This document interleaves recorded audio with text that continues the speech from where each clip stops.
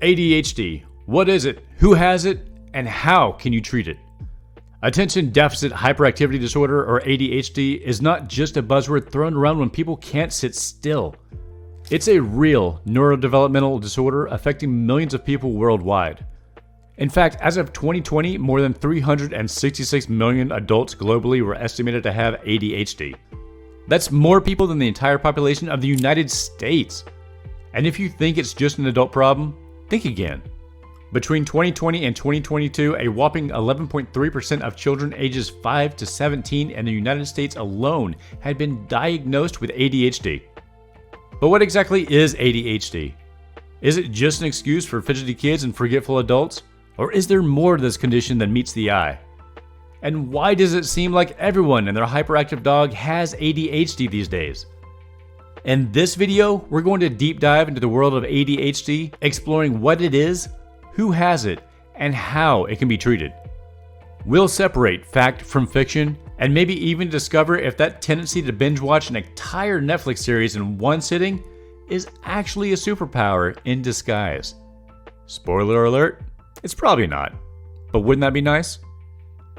So buckle up, hit that subscribe button, and try to focus, if you can, as we embark on this attention-grabbing journey into the world of ADHD.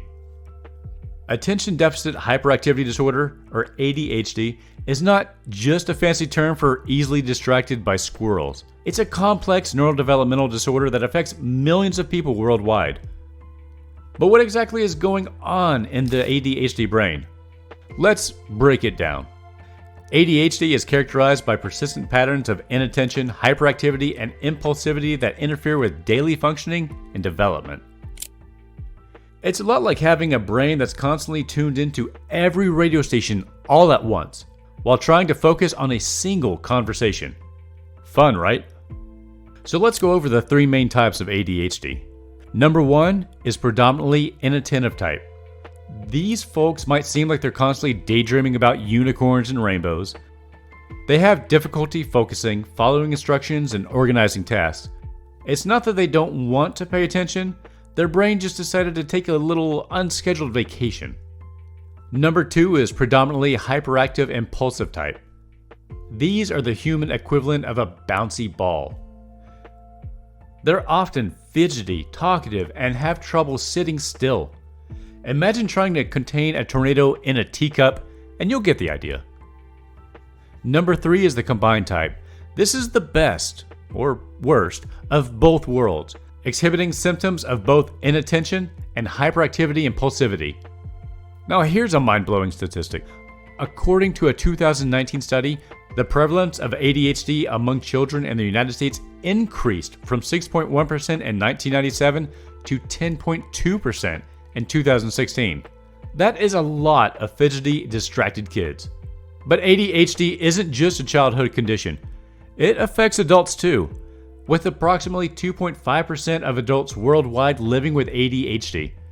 So if you find yourself constantly misplacing your keys or interrupting people mid-sentence, you're in good company. Remember, having ADHD doesn't mean you're broken or less capable. It just means your brain works a little differently. And sometimes, that difference can be a superpower. After all, who else can start 17 projects simultaneously and, oh look, a squirrel. Well, if you've ever wondered if your inability to sit through a whole movie without checking your phone 37 times is just a quirk or something more, you're not alone. ADHD doesn't discriminate. It affects people of all ages, genders, and backgrounds. First off, ADHD isn't just a kid's thing. While it's true that many children have ADHD, adults aren't off the hook. Now let's talk about gender. Traditionally, ADHD has been seen as a boy thing, and the numbers do show a higher percentage in males. Boys are diagnosed with ADHD at nearly twice the rate of girls, 14.5% versus 8% respectively. But ladies, don't celebrate just yet. This discrepancy might be due to underdiagnosis in females rather than actual prevalence. It turns out that girls are often the masters of disguise when it comes to ADHD symptoms. Geographically speaking, ADHD rates vary wildly around the world. The global prevalence is estimated at about 2.2%, but it ranges from a mere 0.1% in Iraq to a whopping 8.1% in the United States. Apparently, ADHD likes American cuisine. Who knew? Lastly, let's not forget our friends with health insurance. Children with public health insurance equates to 14.4%, or private insurance, which equates to 9.7%, are more likely to have an ADHD diagnosis than those without insurance, which equates to about 6.3%. It seems ADHD prefers a bit of coverage, and can't blame it really. Ever wondered why evolution hasn't weeded out ADHD? Well, it turns out that our fidgety, easily distracted ancestors might have had an edge when it came to survival. Let's dive into the fascinating world of ADHD's evolutionary roots. And no, it's not just because our cave-dwelling forebears needed to be alert for saber-toothed tigers. First off, let's consider the hunter-gatherer hypothesis. Some researchers suggest that ADHD traits might have been advantageous in prehistoric environments.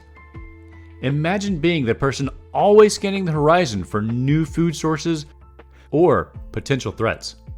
Suddenly, being easily distracted doesn't seem so bad, does it? In fact, a recent study found that participants with higher ADHD scores were more likely to abandon their current foraging patch and seek out new ones in a berry-picking game, ultimately scoring more points. It's like our ancestors were playing a real-life version of Fruit Ninja. But wait, there's more.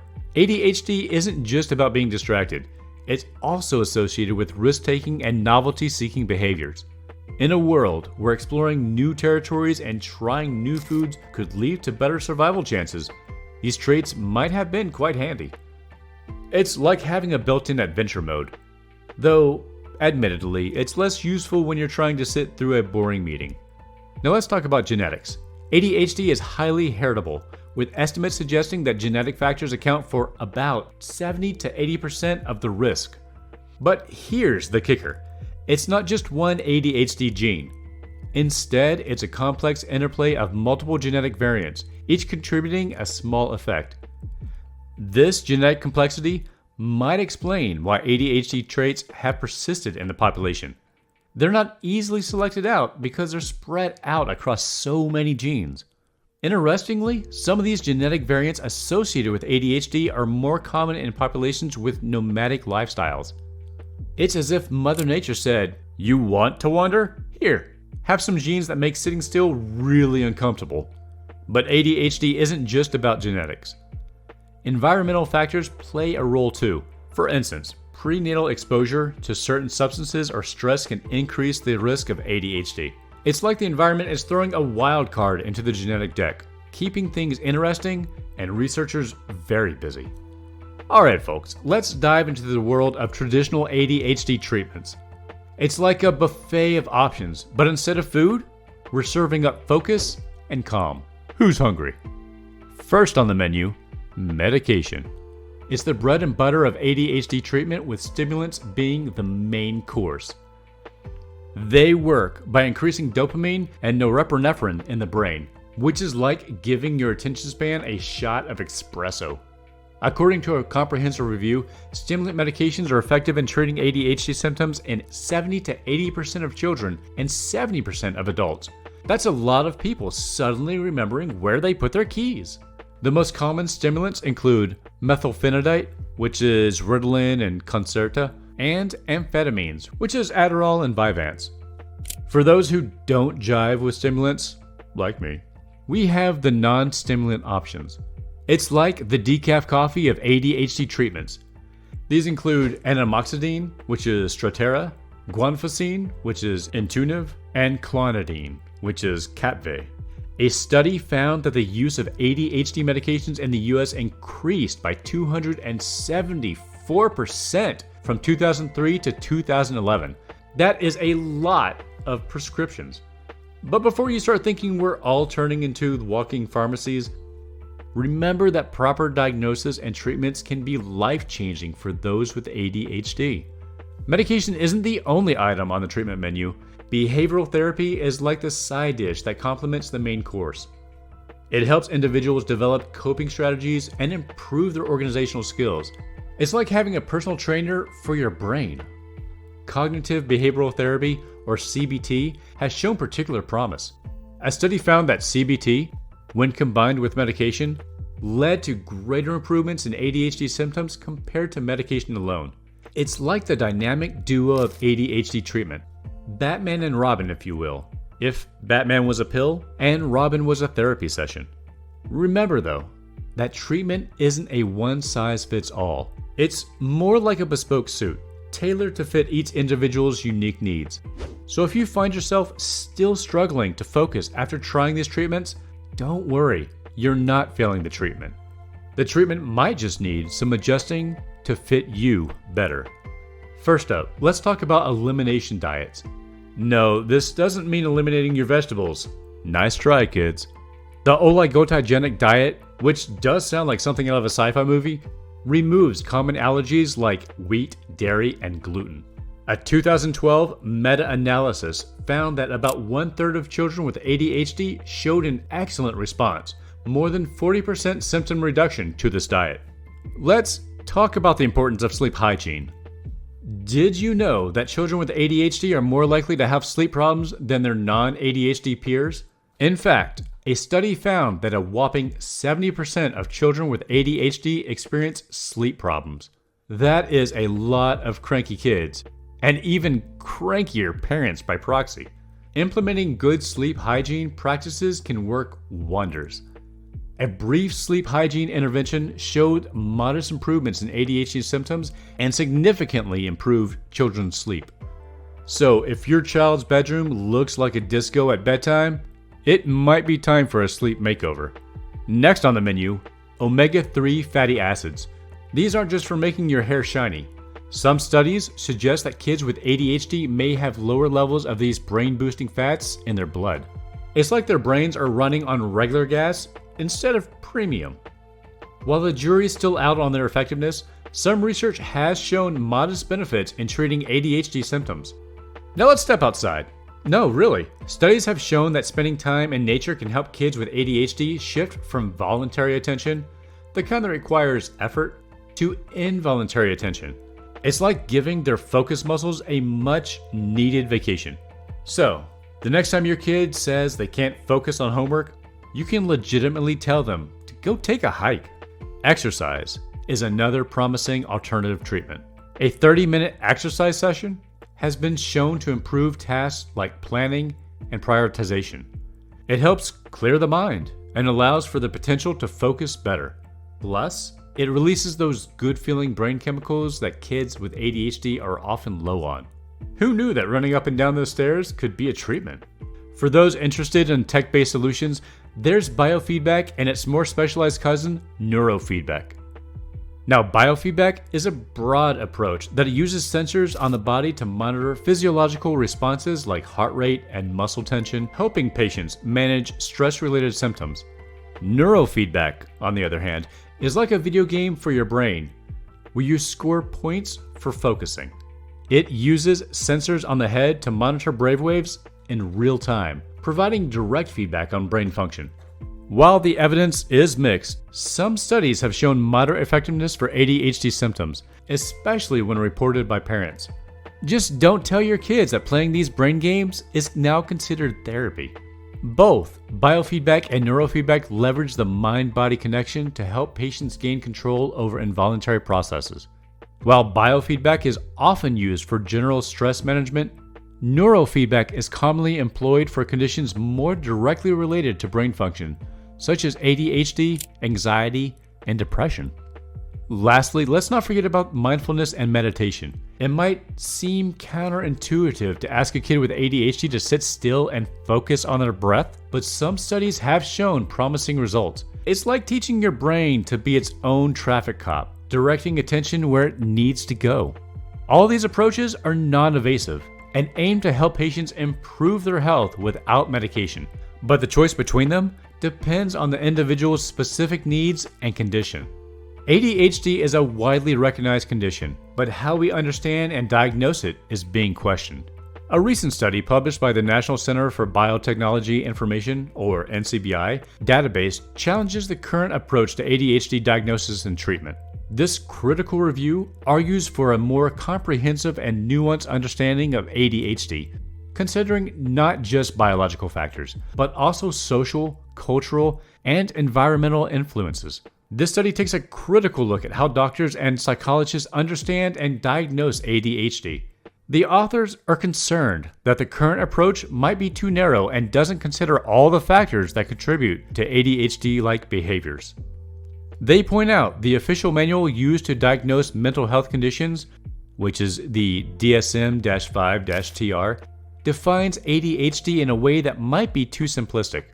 The study suggests that we need to think more broadly about ADHD, considering not just biological factors, but also social, cultural, and environmental influences. The researchers are worried that the current approach might lead to overdiagnosis and unnecessary treatment, especially in children. They argue that what we call ADHD symptoms might sometimes be normal behaviors that are just seen as problematic in certain contexts, like school settings.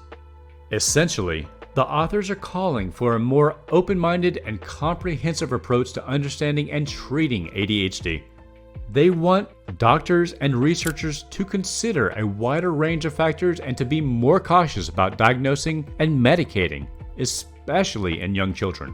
This study encourages us to think critically about how we view and treat ADHD, suggesting that there might be alternative ways to understand and help people who struggle with attention disorders and hyperactivity. Dr. Daniel Amen's extensive work with SPECT, the SPECT brain imaging, encompassing over 90,000 scans, has provided groundbreaking insights into ADHD and its treatment. His research has revealed that ADHD is not a singular disorder, but rather a complex condition with 7 distinct types, each requiring a unique approach to treatment. This discovery challenges traditional diagnostic and treatment methods, which often fall short due to their one-size-fits-all approach. In fact, one of the most significant advantages of brain imaging, according to Dr. Amen, is its ability to uncover underlying issues that may not be apparent from symptoms alone. This allows for more precise and effective treatment strategies. For instance, ADHD brains typically show decreased activity in the prefrontal cortex during concentration tasks, providing a biological explanation for the focus difficulties experienced by individuals with ADHD. Dr. Amen emphasizes that brain imaging can play a crucial role in reducing the stigma associated with ADHD. By demonstrating that ADHD is a biological issue rather than a moral failing or lack of willpower, it helps patients and their families better understand and accept the condition. Furthermore, the scans can visually demonstrate the positive effects of various treatments, including medication, supplements, dietary changes, and exercise when properly targeted. The research also highlights the frequent co-occurrence of ADHD with other conditions such as PTSD. Brain scans can help distinguish between these overlapping disorders, leading to more accurate diagnosis and treatment plans. Additionally, Dr. Amen's work has shed light on how factors like hormonal changes, sleep issues, and environmental toxins can significantly impact ADHD symptoms and overall brain function. Dr. Amen advocates for the integration of brain imaging into a comprehensive approach to diagnosing and treating ADHD. He believes that this method, which considers the biological basis of the disorder alongside observed symptoms, results in more personalized and effective treatment plans.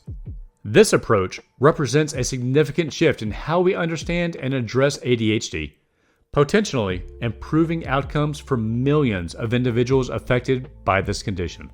ADHD is a complex neurodevelopmental disorder that affects millions worldwide, from children to adults.